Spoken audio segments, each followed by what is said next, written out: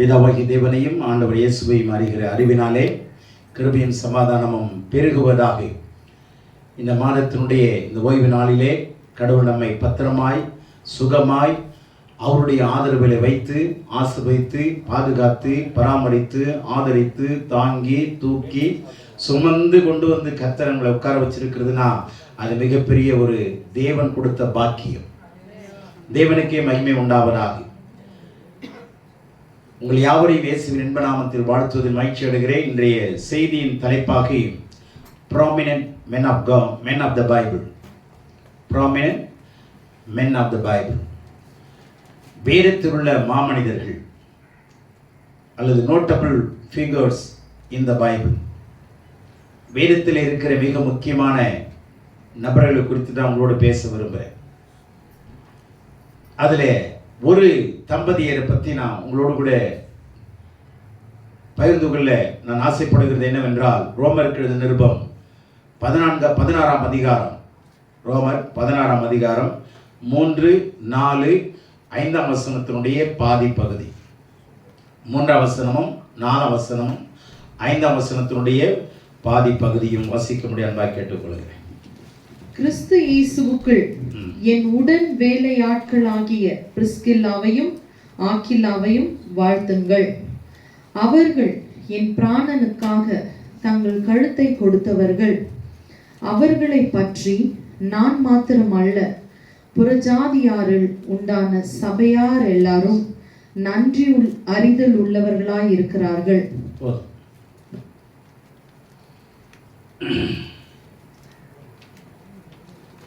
அடுத்த வசனம் படி பாதி. அவர்களுடைய வீட்டிலே கூடி வருகிற சபையையும் வாழ்த்துங்கள். இந்த 2.5 வசனம்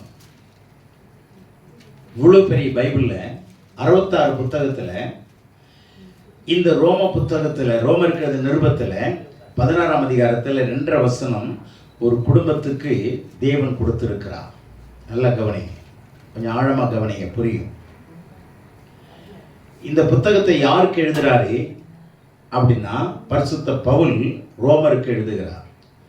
ஏனென்றால் ஆதி நாட்களிலே ரோமர்கள் தான் உலகத்தை ஆண்ட ஒரு வல்லரசு. உலகத்தை ஆண்ட வல்லரசுகள் எதுன்னா, ஆரம்பத்திலிருந்து சொல்றேன், வேதம் ஒரு உலக சரித்திரம் கொண்ட ஒரு புத்தகம். உலக சரித்திரம் வேதத்தில் இருக்கு, தானியேல் புத்தகத்திலே இருக்கு. இந்த வேதம் ஒரு கற்பனை புத்தகம் அல்ல. இது சரித்திர புத்தகம் சொல்லலாம், விஞ்ஞான புத்தகம் சொல்லலாம், புதைபொருள் ஆராய்ச்சிக்கான புத்தகங்களும் சொல்லலாம், தேவன் கொடுத்த பரிசுத்த வேதாகம்னு சொல்லலாம். ஆக இந்த ரோமர்கள் ஆண்டதற்கு முன்னதாக 5 வல்லரசுகள் இந்த உலகத்தை ஆண்டன. ஒன்று அசீரிய வல்லரசு, 2வது எகிப்திய வல்லரசு, 3வது பாபிலோனிய வல்லரசு, 4வது மேதிய பெர்ஷிய வல்லரசு, 5வது கிரேக்க வல்லரசு மகா அலெக்சாண்டர், உங்களுக்கு தெரியும் நினைக்கிறேன் படித்தவங்களுக்கு, 6வது ரோம வல்லரசு. இந்த ரோம வல்லரசுக்கு முன்னாடி இந்த 5 வல்லரசுகளும் அசீரியா, எகிப்து, பாபிலோன், மேதிய பெர்ஷிய 2 பேர் கூட்டாட்சியர், மேதியரும் பெர்ஷியரும் சேர்ந்து ஆட்சி நடத்தினார்கள். அவர்கள் ஆட்சி முடியும் பொழுது மகா அலெக்சாண்டர் 33 வயதுல உலகத்தை ஒரே கொடையின் கீழ் ஆளுகை கொண்டு வந்த ஒரு மாபெரும் மன்னன், இந்த கிரேட் அலெக்சாண்டர்னு சொல்லுவாங்க. கிரேக்க வல்லரசு 6வது தான் ரோம வல்லரசு. இந்த நாட்கள்ல தான் இயேசுவும் சிலுவையில் அடிக்கப்பட்ட காலம். ஆகவே அது வல்லரசா இருந்ததுனால ரோமர்களுக்கு இதை எழுதும்போது, நீங்க ஆங்கிலத்தில் சொல்லுவாங்க ஆல் ரோட் லீட் டு ரோம்னு சொல்லுவாங்க. எல்லா சாலைகளும் ரோமிலிருந்து அது போகும் என்று. எல்லா சாலைகளும் ரோமை இணைக்குமா? ஏன்னா உலக கலாச்சாரம் அதில் இருக்கு, வேர்ல்டு மார்க்கெட் இருக்கு. அப்போ எல்லா ரோடு என்ன ஆகும்? அன்னைக்கெல்லாம் சாலை மார்க்கம் தானே, கப்பல் மார்க்கம், சாலை மார்க்கம், விமான மார்க்கம்லாம் அப்போ கிடையாது. அதிகமான பஸ் போக்குவரத்துலாம் நீ கண்டுபிடிக்காத காலங்கள். ஆகவே ரோடு மார்க்கத்தை தான், சாலை மார்க்கத்தை தான் அதிகமாக பயன்படுத்தின காலங்கள். ஒட்டகம் வழியாக, குதிரைகள் வழியாக, பல மிருகங்கள் வழியாக இதெல்லாம் நடந்தது வியாபாரங்கள். அப்ப எல்லா சாலைகளையும் ரோமரோடு கூட, ரோம ராஜ்யத்தோடு இணைத்திருந்தார்கள். ஆகவே இந்த செய்தியை ரோமருக்கு கொடுத்தா அந்த செய்தி ரொம்ப சீக்கிரமா பல சாலைகள் மூலமாக உலகத்திற்கு எட்டி போகும் என்ற நோக்கத்தோடு தான் இந்த புத்தகத்திலே பரிசுத்த பவுல் இந்த ரோமருக்கு இந்த புத்தகத்தை எழுதி கொடுக்கிறார். ஆமென். செய்திகள் ரொம்ப வேகமா போகுமா இல்லையா? ஏன்னா சாலை மார்க்கம் உலகத்தில் எந்த தேசத்தோடு இணையுது, அதனால இது ரொம்ப வேகமா பரவும் என்கிற நோக்கத்தோடு தான் இந்த தேவதாசன் இந்த புத்தகத்தை ரோமருக்கு எழுதுகிறார். இதுல 1 to 10 அதிகாரம் வரைக்கும் கொள்கைகளை சொல்லுகிறார், பிரின்சிபல்ஸ், கடைபிடிக்க வேண்டிய கொள்கைகளை. 11 to 15 வரைக்கும் எப்படி கடைபிடிக்க வேண்டும், எப்படி அபியாசப்படுத்த வேண்டும் என்று 11ஆம் அதிகாரத்திலிருந்து 15ஆம் அதிகாரம் வரைக்கும் சொல்லுகிறார். அபியாசப்படுத்த வேண்டிய விதங்கள், how to practice, what are the principles. இது ரெண்டும் இந்த 15 அதிகாரத்துக்குள்ள இருக்கு. ஆனா இந்த 16வது அதிகாரம் வித்தியாசமானது. என்னன்னா இந்த 16வது அதிகாரத்துல அதாவது அவர் உள்ளத்தில் ஏவப்பட்ட மிக முக்கியமான நபர்களை கொண்டு வந்து பட்டியலிட்டு ஒவ்வொருத்தரையும் வாழ்த்துகிற ஒரு அதிகாரம். ஒவ்வொருத்தரையும் வாழ்த்துகிற ஒரு அதிகாரம் தான் இந்த 16ஆம் அதிகாரம். அப்போ வாழ்த்தப்பட வேண்டும் என்றால் நல்ல கவனிங்க, ஒரு லிஸ்டை தயாரிக்கணுமா இல்லையா? இப்போ ஒரு மீட்டிங் வர்றாங்க, எத்தனை பேர் வர்றாங்க, அதுல கனத்துக்குரியவங்க எத்தனை பேர், சால்வை போட்டு கனம் பண்ண வேண்டியவங்க எத்தனை பேர், நம்ம கவுண்ட் பண்ணி வைப்போமா இல்லையா? புரியுதுங்களா? அப்போ இவங்கெல்லாம் கனத்துக்குரியவர்கள் இல்லையா? அப்போ இந்த கனத்துக்குரியவர்களை இவர் செலக்ட் பண்ணி தேர்ந்தெடுத்து வரிசைப்படுத்தி கொண்டு வரும் பொழுது முதலாவது பெபையாலை அவர் வாழ்த்துகிறார். 1ஆம் வசனம் 2ஆம் வசனம். அவள் ஒரு சபையினுடைய ஊழியக்காரி, ரைட், அவங்களை விட்டுருங்க. இப்ப நான் வர்றது 3ஆம் வசனமும் 4ஆம் வசனமும் 5ஆம் வசனத்தினுடைய பாதி பகுதி. இது யாரை சொல்றாருன்னா, பவுல் யாரை சொல்றாரு? ஆக்கில்லால பற்றியும் பிரிஸ்கில்லால பற்றியும் சொல்லுகிறார். இந்த ஆக்கில்லா இந்த பிரிஸ்கில்லாவுடைய கணவர்.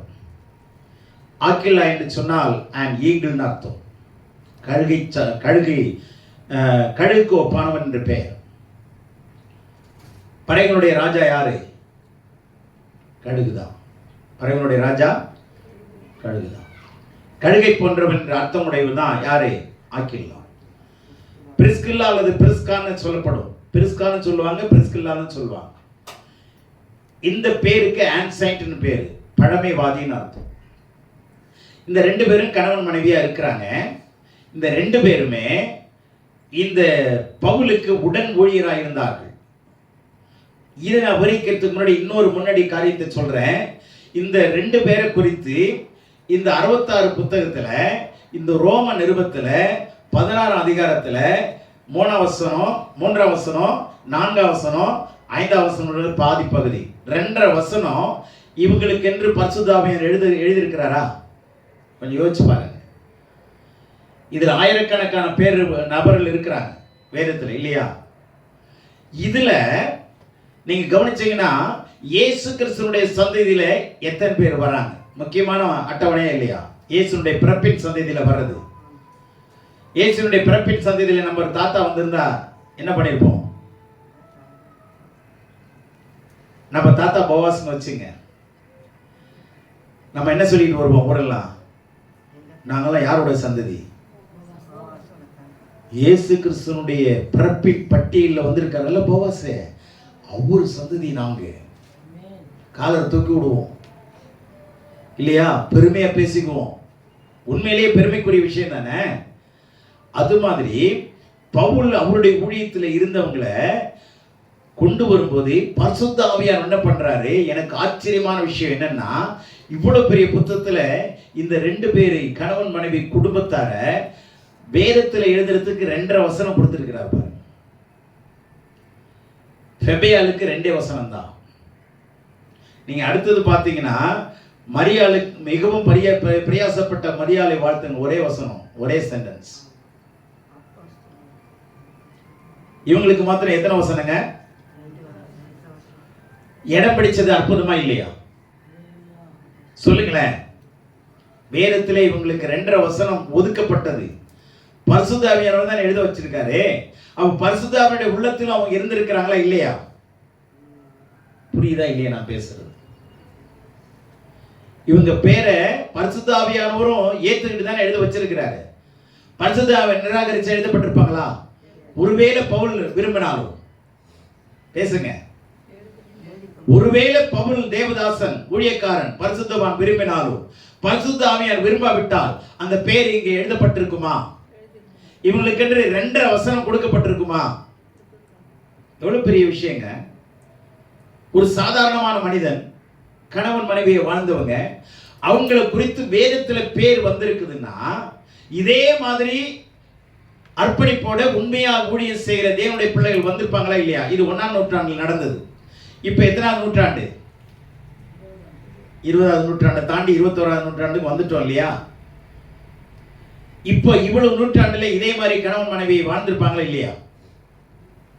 நிறைய பேர் கடவுளுக்கென்று வாழ்ந்து மறைச்சிருப்பாங்களா இல்லையா? ஸ்டெயின் குடும்பத்தை எடுத்துங்க. அவங்களுடைய ஸ்டெயின் அவர்களும் அவருடைய 2 பிள்ளைகளையும் எரிச்சிட்டாங்க. சரிங்களா? அது மாதிரி கடவுளுக்கென்று உண்மையாய் தங்களுடைய உயிரையே கொடுத்தவர்கள் எத்தனை பேர் இருந்திருப்பாங்க? இப்ப அவங்க லிஸ்ட் எல்லாம் வருமா வராதா? இப்ப இந்த லிஸ்ட் நின்றுச்சே போச்சுன்னு வச்சுங்களேன், அந்த லிஸ்ட்ல இந்த பரிசுத்தவானுடைய பேர் வருமா வராதா? சொல்லுங்க. இப்ப நான் கேட்கிற 3 கேள்வியை நான் உங்கள் மத்தியில வைக்க போறேன். இது மாதிரி இந்த லிஸ்ட் கண்டிப்பா நீடிட்டே வரும். ஏன்னா இது 1ஆம் நூற்றாண்டில் எழுதப்பட்ட பரிசுத்தவானுடைய பேர். அதே மாதிரி எத்தனையோ ஆக்கில்லா இருக்காங்க, எத்தனையோ பிரிஸ்கில்லா இருக்காங்க. அவங்க பேரையும் கடவுள் எழுதுவாரா இல்லையா? ஒரு லிஸ்ட்ல போட்டா அந்த லிஸ்ட்ல உங்க குடும்பம் வருமாங்கிறத யோசி. ஆனா பேரை எழுதுறது ஆண்டவருங்க. நம்ம வாயில வடை சுடலாம், எவ்வளவு நாள் சுடலாம், ஆனா விற்க முடியாது. அதுதான் பிரச்சனை. நான் யார் தெரியுமா? நாங்க எந்த ஊர் தெரியுமா? எங்களுக்கு எவ்வளவு நிலம் இருந்தது தெரியுமா? இதெல்லாம் சரிதான். ஆனா பரிசுத்தாவை ஏத்துக்கிற மாதிரி உங்க வாழ்க்கை, உங்க குடும்பம் இது இந்த லிஸ்ட்ல ஒரு பேர் வருமாங்கிறத யோசிங்க. கணவன் மனைவியா இருக்கிறவங்களோ அல்லது தேவனுக்கு ஊழியம் செய்யும்படி வந்திருக்கிறவங்களோ அல்லது தேவனுடைய ஆலயத்தில் உட்கார்ந்து இருக்கிறவங்களோ யோசிங்க. இந்த லிஸ்ட் நின்றுட்டே வந்திருக்குமா வராதா? வருமா இல்லையா? அது ஆண்டவர் கையில் இருக்கா இல்லையா? பேசுங்க. இப்ப அந்த லிஸ்ட்ல நம்ம பேர் வருமா? சரிங்க, அந்த அளவுக்கெல்லாம் நாங்க ரொம்ப டீப்பாலாம் பேசாதீங்க, எங்களை காயப்படுத்திடாதீங்கன்னா நான் காயப்படுத்த விரும்பல. சரி விட்டுருங்க, அந்த லிஸ்ட்ல நம்ம பேர் இல்லைங்க. ஓகே. இப்போ இந்த பவுல் அப்போஸ்தலன் அவரோடு இருந்த நிறைய ஊழியக்காரர்களை தேர்ந்தெடுத்து இவங்களை கொண்டு வந்திருக்கிறார். யார் 2 பேரை? ஆக்கில்லாவையும் பிரிஸ்கில்லாவையும் கொண்டு வந்திருக்கிறார். இப்போ நான் கேட்கிறேன், பரிசுத்தவானுடைய உள்ளத்துல வந்தாரா? இங்க வந்தாங்களா இல்லையா? இந்த குடும்பத்தார் பரிசுத்தவானுடைய உள்ளத்துல விட்டுருங்க. அந்த அளவுலாம் நாங்க போகலங்க. இப்ப நாங்க வந்திருக்கிறோம், எங்களை போட்டு அதெல்லாம் கேட்காதீங்க, ரொம்ப மனவடிவெல்லாம் ஆக்கிறாதீங்கன்னு சொன்னீங்க. Okay right. ஆனா இப்போ அடுத்தபடியா கேட்கிறேன், இந்த பரிசுத்தவானுடைய உள்ளத்துல ஒரு 100 பேருக்கு முன்னாடி வச்சிருந்து அதுல தெரிந்தெடுத்து இந்த 2வது ஆளை கொண்டு வந்திருக்கிறாங்க. இந்த பரிசுத்தவானுடைய லிஸ்ட்ல உங்க குடும்பம் வருமா? நீங்க சபையில ஒரு 100 பேருக்கு 101 இருக்கலாம், 10க்கு அல்லது 11 இருக்கலாம், 50க்கு 51வது ஆளா இருக்கலாம். ஒரு லிஸ்ட் போடுறார் ஊழியக்காரர், அந்த லிஸ்ட்ல 2வது ஆளா நான் வருவேன்னு இந்த மாதிரி நான் வருவேன்னு உங்க மனசாட்சி எத்தனை பேருக்கு சொல்லுதுங்கிறத நான் கேட்கிறேன். கண்டிப்பா எங்க ஊழியக்காரருடைய உள்ளத்துல நான் பதிஞ்சிருக்கிறேன்னு எத்தனை பேர் சொல்ல முடியும்? இதை வாசிக்கும் போது நான் யோசிச்சேன், ஆண்டவரே, இந்த வேதத்துல இந்த மனுஷனுடைய பேரை எழுதுறதுக்கு நீங்க எவ்வளவு அவங்க உண்மையா இருந்திருக்கணும். கீழே வாசிக்கலாம் அவங்க பண்ண விஷயத்தை சுருக்கமா எழுதுறாரு. நான் என்ன கேட்கிறேன், பரிசுத்தவானுடைய உள்ளத்துல வேணாங்க, ரைட். பரிசுத்தவான் ஆவியானுடைய உள்ளத்துல இல்ல, ரைட். பரிசுத்தவானுடைய உள்ளத்திலேயாவது இருக்கிறோமா? எங்க சபையில என்னைய நினைக்காம இருக்க முடியாதுங்க. நான் ரைட் ஹேண்டா இருக்கிறேங்க, நான் ரைட் லெக்கா இருக்கிறேங்க, என்னை கண்டிப்பா அவர் நினைச்சே தீரணும் அப்படிங்கிற ஒரு மனசாட்சி எத்தனை பேருக்கு சொல்லுதுங்கிறத நீங்களே யோசிங்க.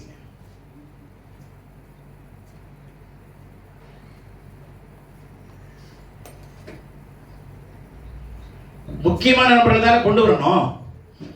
அவங்க உழைச்சிருக்கணுமா இல்லையா?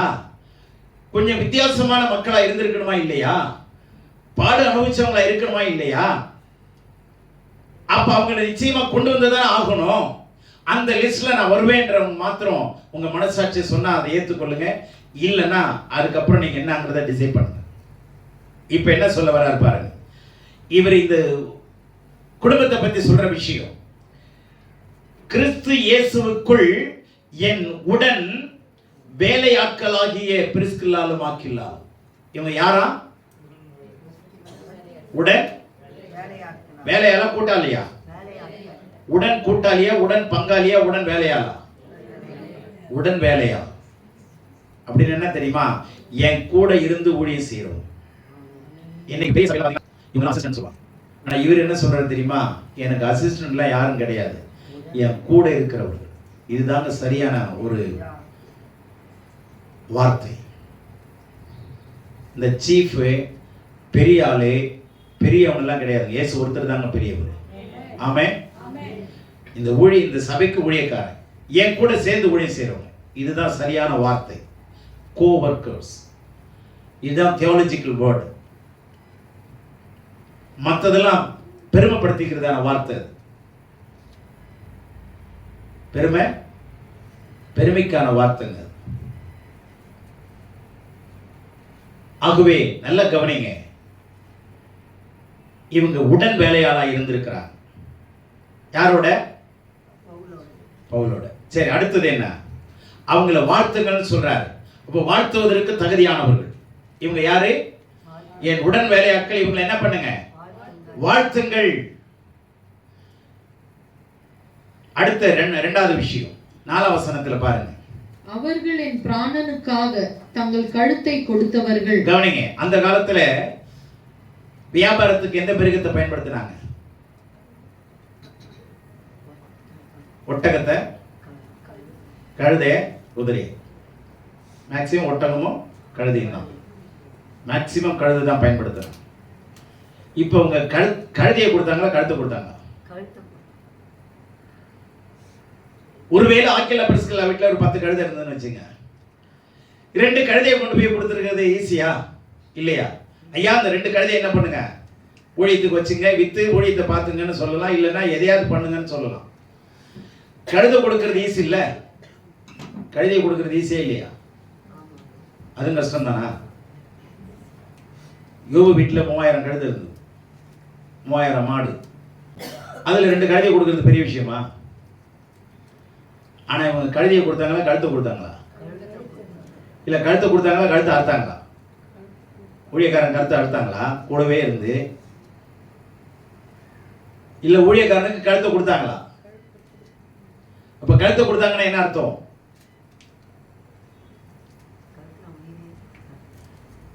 இல்ல கழுத்துல இருக்கிறத கொடுத்தாங்களா? அதுவும் நல்ல வார்த்தை தான் இல்ல? கழுத்தை கொடுக்கறத விட கழுத்துல இருக்கிறத கொடுத்தாங்கன்னா,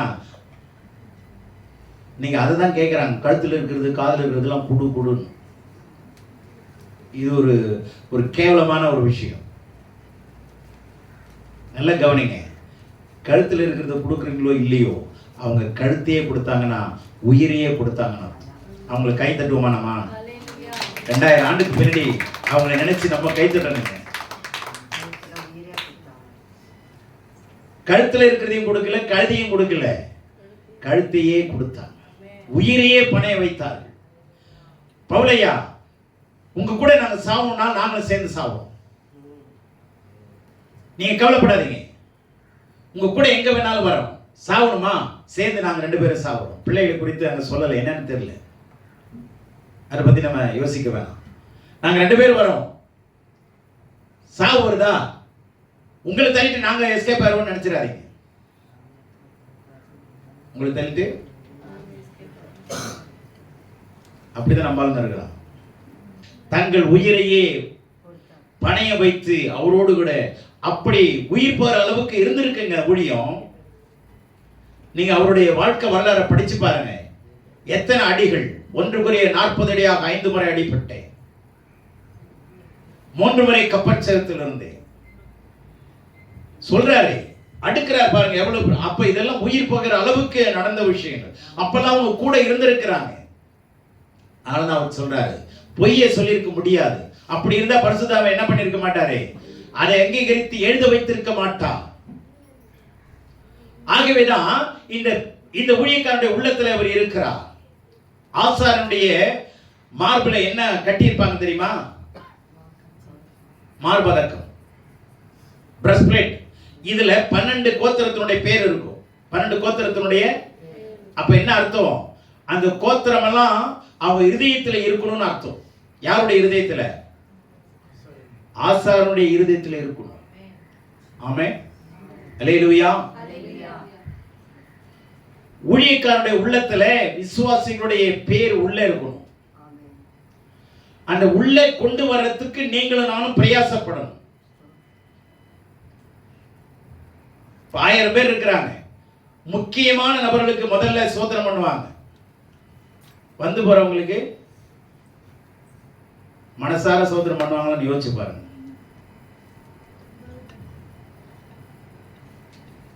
கொஞ்சமாவது பொறுப்பை உணர்ந்து வர்றவங்களை தான் முதல்ல இடம் வைப்பாங்க உள்ளத்துல. இப்ப உங்க உள்ளத்துல யார்? உங்க பிம்பங்கள், உங்களுடைய நாமங்கள் ஆசானுடைய உள்ளத்துல இருக்கிற அளவுக்கு நீங்க பிரயாசப்படணும். புரிஞ்சுச்சா? நான் சொன்னது புரிஞ்சதா? உங்களுடைய பேரு யாருக்கு ஞாபகம் வரணும்? உடனே ஆசாரியன் முழங்கால் படிக்கும் போது உங்க பேர் ஞாபகத்துக்கு வரணும். ஆண்டவரே, இவங்க உயிரை ஒப்பு கொடுத்து, உயிரை கெடுத்து இல்லை, உயிரை வாங்கி, இவங்க உயிரை வாங்குறாங்க ஆண்டவரேன்னு ஜெபம் பண்ணக்கூடாது. ஆசாரி உங்களை உயிரை கொடுக்கிறவங்க ஆண்டவரே. அதனாலதாங்க இந்த பேர் வந்தது. இப்போ ரெண்டாவது, இப்போ ஊழியக்காரனுடைய பட்டியலில் வந்துட்டாங்களா இல்லையா? என்ன சொல்றாரு? இவர் என்னுடைய உடன் ஊழியர்கள், இவர்கள் எனக்கு உயிரையும் கொடுக்க பிரயாசப்பட்டவர்கள், முன் வந்தவர்கள், அர்ப்பணித்தவர்கள். அப்ப ஊழியக்காரனுடைய உள்ளத்திலும் அந்த பட்டியலில் வந்துட்டாங்க. 2வது ஆளா. 3வது, நான் மாத்திரமல்ல, அவர்களை பற்றி, யாரை பற்றி? இந்த 2 பேரை பற்றி, ஆக்கிலாலையும் பிரிஸ்கில்லாவையும் பற்றி நான் மாத்திரமல்ல, புறஜாதியாரில் உண்டான சபையார் எல்லாரும் நன்றி அறிதல் உள்ளவர்களாக இருக்கிறார்கள். யூதர்கள் வேற இருந்தாங்க, யூதர் அல்லாத மக்களும் ஆண்டவரை ஏற்றுக்கொண்டிருந்தாங்க. சபையை ஏற்படுத்தினார் யாரு? பவுல் மூலமா. யூதர் அல்லாத மக்களும் சபையை ஏற்படுத்தி ஆண்டவரை ஆராதிச்சுட்டு வந்தவங்க. அப்ப யூதர் அல்லாத புறஜாதின்னா தவறு எடுத்துக்கொள்ளாதீங்க, யூதர் அல்லாத ஜாதி மக்கள். இப்ப யூதர் அல்லாத மக்களும் இவர்களுக்கு என்னவா இருக்காங்களா? அப்ப நன்றி அறிதல் உள்ளவனா இருக்கிறாங்கன்னா இவர் என்ன பண்ணிருக்கணும்? இவங்க 2 பேரும் அவங்க மனசுல நிக்கிற அளவுக்கு நன்மை செஞ்சிருக்கணும். சிஸ்டர், ஏன் கவலையா இருக்கிறீங்க? ஒரு 5000 ரூபாய் நான் கடன் பட்டுட்டேன் ஐயா, என்னால கொடுக்க முடியும். இப்ப இந்த ஆக்கிலால் பிரிஸ்கிலால் நாங்க கொடுத்து தீர்த்தவரை கவலைப்படாதீங்கன்னு சொல்றப்போ அந்த அம்மா இந்த 2 பேரையும் நினைப்பாங்களா இல்லையா? நன்றி அறிதல் உள்ளவங்களா இருப்பாங்களா இல்லையா? அப்போ பிரஜாதி சபையார் எல்லாரும் நன்றி அறிதல் உள்ளவர்களா எவ்வளவு பேருக்கு இவங்க உதவி செஞ்சிருக்கிறாங்க பாருங்க. இப்ப புரிஞ்சா? இப்ப இவனுடைய பேர் யாருடைய லிஸ்ட்லயே வந்திருக்கு? சபைக்குள்ளேயும் வந்துருச்சு. விளங்குச்சா? விளங்குனாலும் விளங்காத மாதிரி இருந்து போகணும்னு பார்க்க சொல்றீங்களா? விளங்குனாலும் நம்ம விளங்காத மாதிரி காட்டிக்கணும். பரிசுத்தாவினுடைய அட்டவணையில் வந்தவங்க, பரிசுத்தவானுடைய அட்டவணையில் வந்தவங்க, பரிசுத்த சபையானுடைய அட்டவணையிலே வந்திருக்கிறாங்க. இதை படிக்கும்போது நான் ரொம்ப ஆச்சரியப்பட்டேன். இதனால தான் பவுல் எழுதியிருக்கிறாரு, இந்த குடும்பத்தை கொண்டு வந்திருக்கிறார். எல்லாரும் மாமனிதர்களாக இருக்க முடியாது, மனிதர்களாக வேணா இருக்கலாம். ஆனால் மனிதர்களுக்குள்ள மிருகங்களும் இருக்கிறாங்க. மனிதர்களுக்குள்ளே மனித மிருகங்களும் இருக்கு. எந்த மிருகத்துக்காக தொப்பை இருக்கா பார்த்தீங்களா? எந்த மிருகத்துக்காக தொப்பை இருக்கா சொல்லுங்க? நம்ம வளர்க்குற நாய்க்கு தொப்பை இருக்குதா?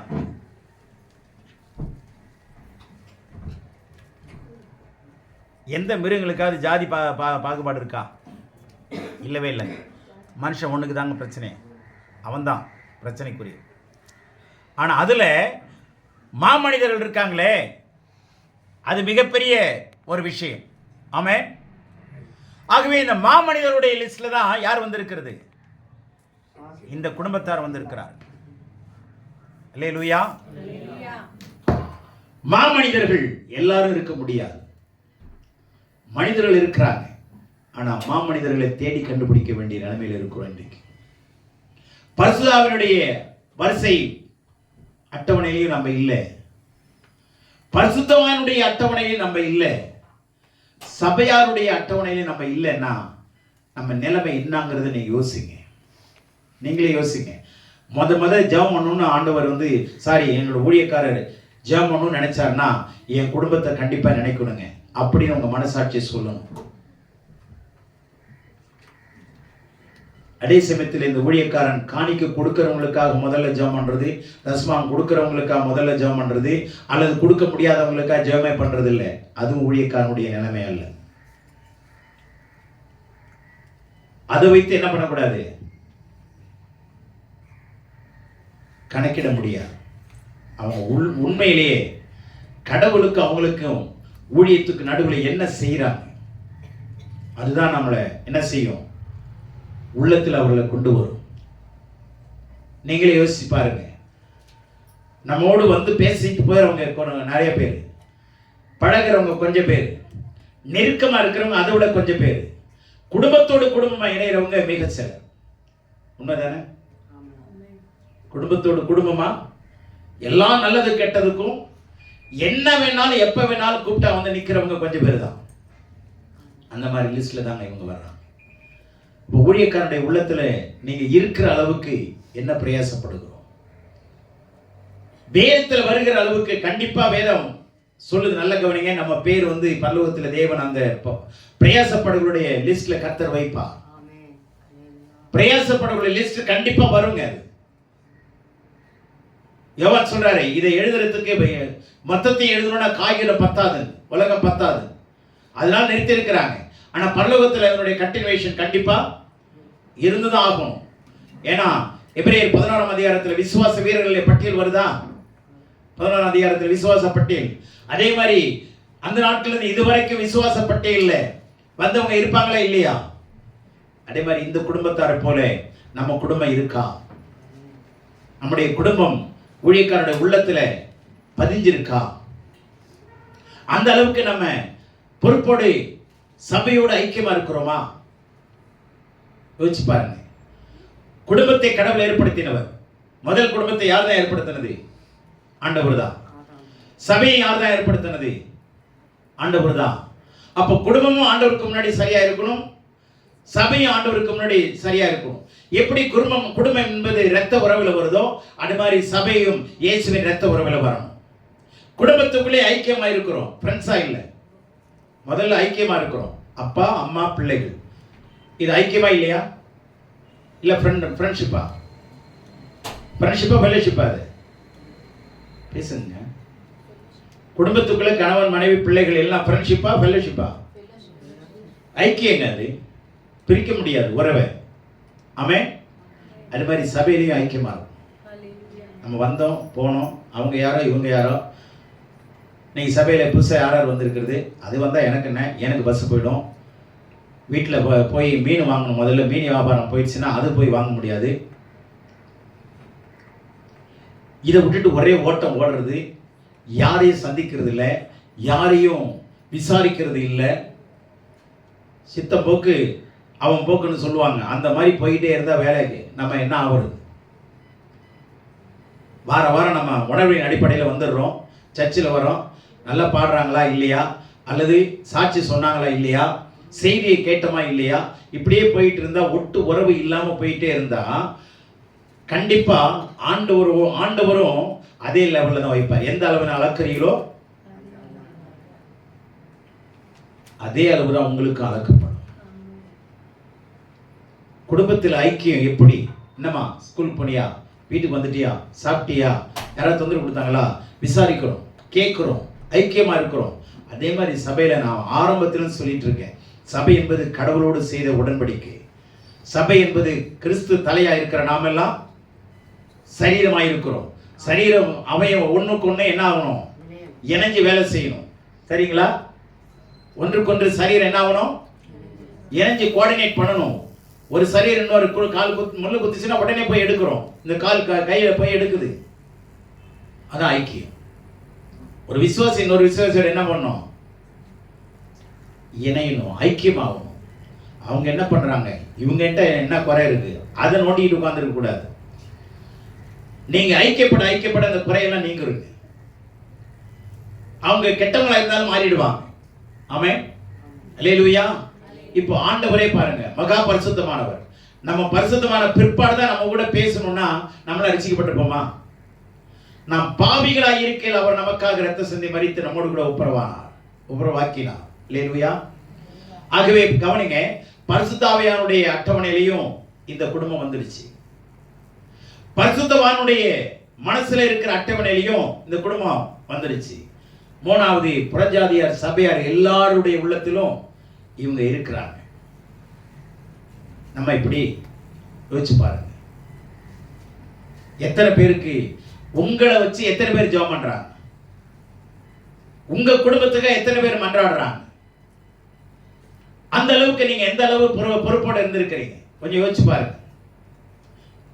பவுலுக்காக ஜெபம் பண்றவங்க பல கூட்டம் இருந்ததுங்க. உங்களுக்கு எத்தனை குடும்பம் ஜெபம் பண்ண யோசிச்சு பாருங்க. உங்க வட்டத்தை விரிவடைய வச்சிருக்கிறீங்களா? விசுவாச வட்டத்தை. உங்க ஐக்கிய வட்டத்துல ஒருத்தர் 2 பேர் தான் இருந்தாங்களா? உங்க ஐக்கியத்துக்குள்ள எத்தனை பேர் இருக்கிறாங்க? உங்களுக்காக எத்தனை பேர் ஜெபம் பண்ணுவாங்க? நீங்க வெற்றியுள்ள வாழ்க்கை செய்யணும்னா தயவு செய்து ஒண்ணு சொல்றேன், தனிமரம் தோப்பாகாது. தனிமரம் கண்டிப்பா அதுக்கு அர்த்தமே இல்லை. நீங்க தனிமரமா நின்னீங்க, உங்களுக்காக யாரும் ஜெபம் பண்ணலன்னா உங்களுடைய நிலைமை மிகவும் மோசமாயிடும். அதனாலதான் பவுல் கேட்கிறாரு, எங்களுக்காக வேண்டிக் கொள்ளுங்கள்.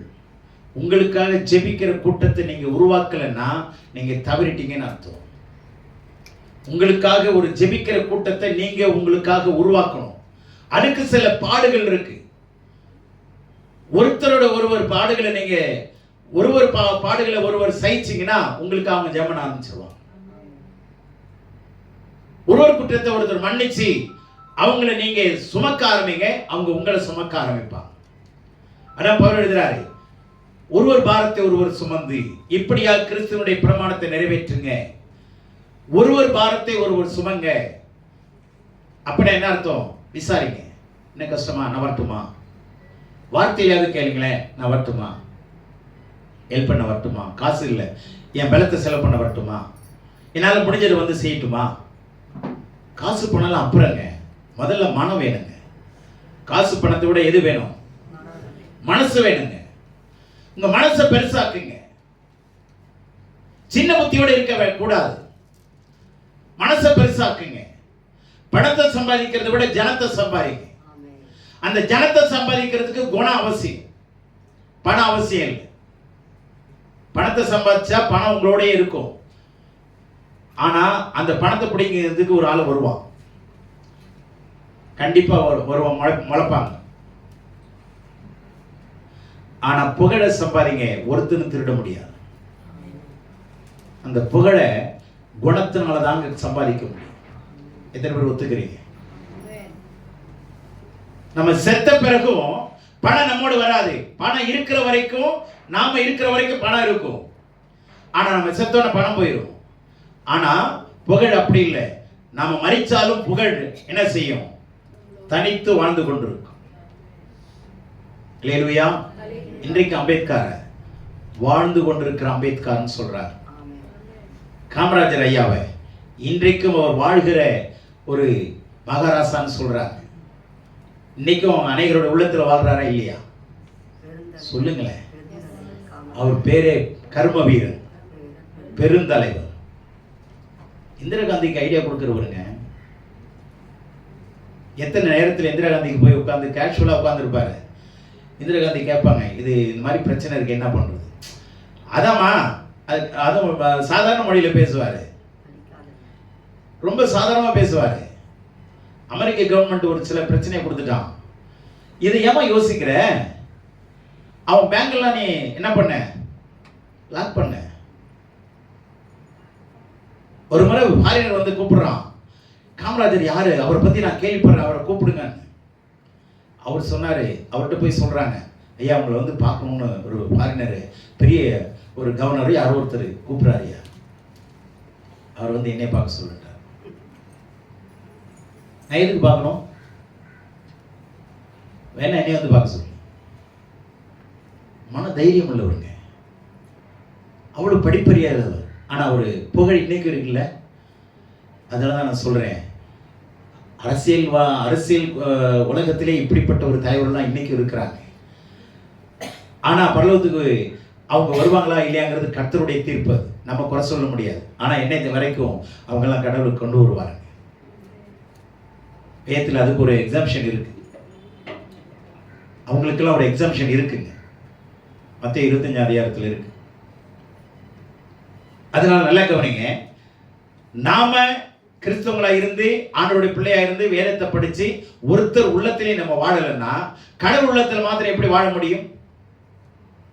ஆண்டவர் கேட்கிறாரு, நீங்க காண்கிற உன் சகோதர சகோதரியை நேசிக்கலன்னா காணாத தேவனிடத்தில் எப்படி அன்பு கூறுவாய்?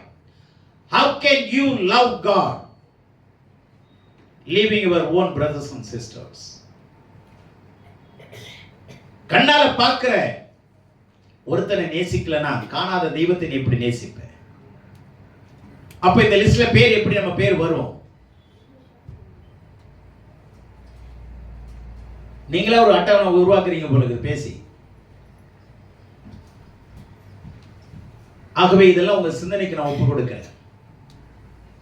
பிரஜாதியாருடைய சபையாரிலும் அவர்கள் நன்றி அறிந்துள்ளவர்களாக இருக்கிறார். முடிஞ்ச வரைக்கும் நன்மை செய்யுங்க. நன்மை செய்யும் கொண்டிருக்க ஆசையே தயை.